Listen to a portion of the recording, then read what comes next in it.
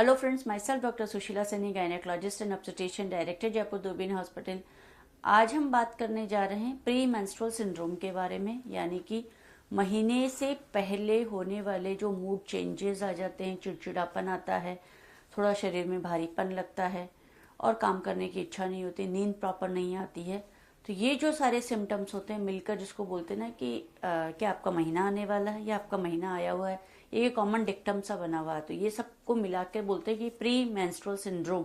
Pre menstrual यानी कि महीने से पहले के दिनों में होने वाले चेंजेस। अब सवाल मन में आता है कि आखिर ये सिम्टम्स आते क्यों कारण हैं?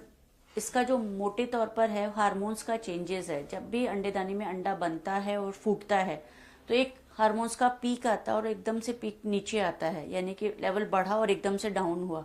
तो ये जो पीक आने के कारण जो हार्मोन्स में चेंजेस आता है उसकी वजह से मूड में चेंजेस आते हैं, कि जो कि जिस हार्मोन पे मूड डिपेंड करता है वो डोपामीन का सिक्रेशन एकदम से कम हो जाता है, जिसकी वजह से डिप्रेशन जैसे सिम्टम्स बढ़ जाते हैं। इसके अलावा जैसे ही बॉडी के अंदर एस्ट्रोजन कम होकर प्रोजेस्टेरोन का लेवल बढ़ने लगता है तो वाटर रिटेंशन यानी कि अपना जो बॉडी है वो पानी को स्टोर करने लग जाती है। इसकी वजह से ब्लॉटिंग के सेंसेशंस आने लगते हैं और मूड चेंजेस होते हैं, इसलिए अपने को चिड़चिड़ापन, घबराहट, एंजाइटी, ये इस तरीके के सिम्टम्स आने लगते हैं।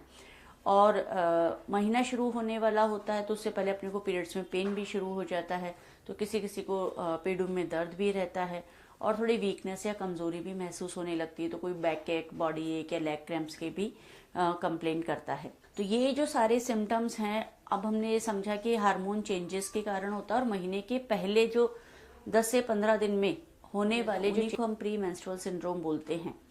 अब इनको कम कैसे किया जाए या इनसे गेट रिड ऑफ कैसे किया जाए, इनको कैसे मैनेज किया जाए, क्योंकि महीना तो हर महीने आने वाला है और यानी कि जब महीना आएगा तो उसे 10 दिन पहले अपनी प्रॉब्लम शुरू हो जाएगी। महीना 3 दिन रहेगा, वो भी एक प्रॉब्लम रहेगी। यानी एक महीने के बीच के जो 15 दिन है वो तो हमारे इसी महीने और महीने से रिलेटेड प्रॉब्लम्स में ही निकल गए। तो हमें क्या करना चाहिए कि जिससे ये सिम्टम्स कम हो जाएं और अपनी लाइफ थोड़ी सी कंफर्टेबल हो जाए, क्योंकि महीना नहीं आएगा ऐसा तो कोई रेमेडी नहीं है और ऐसा कर भी नहीं सकते। तो हमें इन सिम्टम्स को ही कम करना होगा।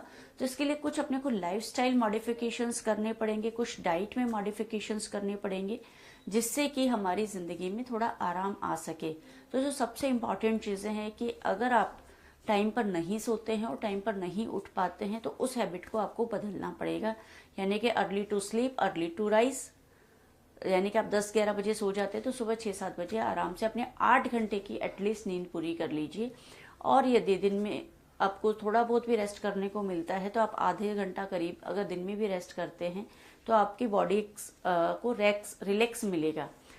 इसके अलावा यदि आपकी नाइट शिफ्ट का प्रॉब्लम है तो फिर आपको अपना शिफ्टिंग चेंजेस के लिए अप्लाई करना पड़ सकता है, या फिर आपको थोड़ा सा दिन में 8 घंटे की नींद पूरी करनी पड़ेगी। दूसरा, यदि आप इंडोर एक्टिविटीज में रहते हैं और आपको बाहर सनलाइट नहीं देखने को मिलती तो आपको ये प्लान आउट करना पड़ेगा, इंटेंशनली आपको सनलाइट में जाना पड़ेगा, क्योंकि सनलाइट एक बहुत ही बढ़िया मूड एलिवेटिंग फैक्टर है और विटामिन डी की भी अपनी कमी को पूरा करता है। तो और मेलाटोनिन सिक्रीट होता है जिससे कि आपको डिप्रेशन कम होता है। तो विटामिन डी, मेलाटोनिन और मूड एलिवेशन के लिए आपको सनलाइट बहुत ज़्यादा ज़रूरी है। और अगर आपकी बॉडी एक्सरसाइज के लिए यूज टू नहीं है तो आप धीरे धीरे उसे एक्सरसाइज के लिए यूज टू कीजिए और कम से कम हफ्ते में 5 दिन 25 मिनट डेली एक्सरसाइज ज़रूर कीजिए। एक्सरसाइज में आप मॉर्निंग वॉक कर सकते हैं, जिम जा सकते हैं, योगा कर सकते हैं, कुछ एरोबिक्स कर सकते हैं या जुम्बा कर सकते हैं। तो बहुत सारी एक्टिविटीज़ के मोड हैं, बट डेफिनेटली 25 से 30 मिनट यानी कि आधा घंटा आप अपनी पूरी लाइफस्टाइल में शामिल कीजिए एक्सरसाइज को। अब बारी आती कुछ आदतें सुधारने की, यानी कि अगर आप स्मोकिंग करती हैं, अल्कोहल लेती हैं तो ये आपको कम करना पड़ेगा या बंद करना पड़ेगा, क्योंकि स्मोकिंग और alcohol both are injurious to health. ये तो आपने बहुत बड़े बड़ा हर पैकेट पे पढ़ा होगा, बट डेफिनेटली स्मोकिंग से डिप्रेशन बढ़ता है और अपना खाने पीने की आदतें भी बदल जाती हैं और हार्मोन्स लेवल भी बदल जाते हैं। तो ये हमें बंद करना होगा। इसके अलावा अगर आप बहुत लंबे समय तक काम करती हैं तो आपको अपने काम के समय भी थोड़े कम करने पड़ेंगे, और अगर आप बहुत ज़्यादा खड़े रहती हैं तो आपको थोड़ा आराम करना पड़ेगा।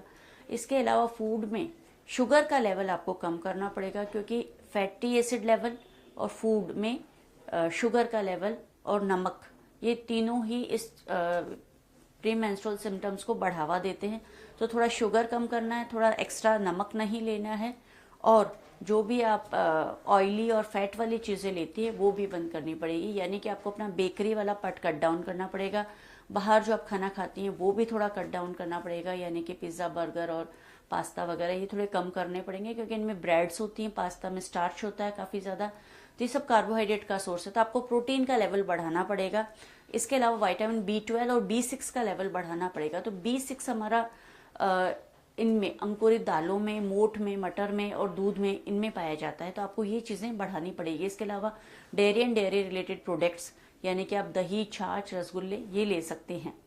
लेकिन रसगुल्ला अगर आप लेती हैं तो फिर शुगर जाएगा, तो आपको उसे अवॉइड करना है। पनीर आप ले सकते हैं। इसके अलावा हरी सब्जियां और साथ ही में योगर्ट वगैरह भी आप ऐड कर सकते हैं, ताकि आपका डाइजेशन वगैरह ठीक रहे और इस प्रकार की प्रॉब्लम्स नहीं आए।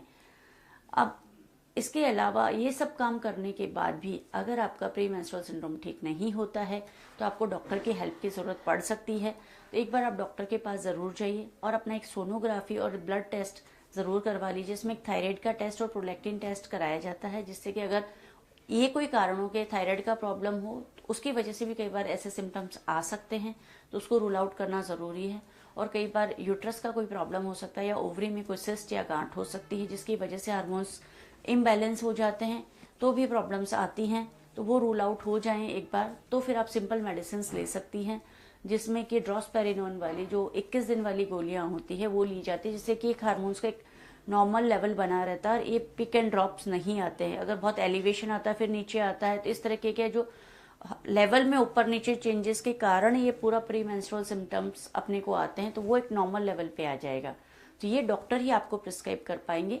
तो जब आपका होम रेमेडीज, आपका लाइफस्टाइल मॉडिफिकेशन काम नहीं आता, तो आप डॉक्टर के पास जाकर अपना इन्वेस्टिगेशन करवाइए और सलाह लीजिए, और जो मेडिसिन प्रिस्क्राइब करी जाती है वो ज़रूर ले लीजिए।